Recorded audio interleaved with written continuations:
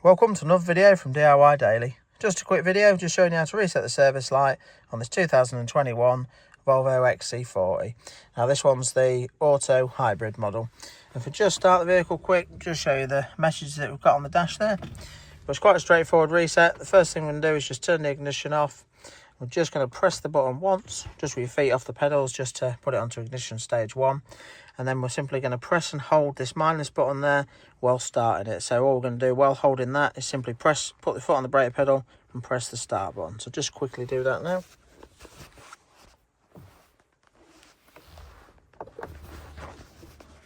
I'm just going to keep this button depressed and we're just going to wait for the eye to start flashing.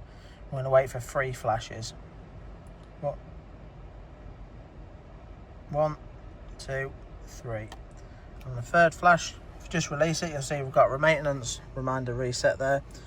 If we now turn it off, just if you hold it too long, it won't reset it. You need to release it on the third flash. If we just start it now, you'll just see the maintenance reminder's been reset. As easy as that.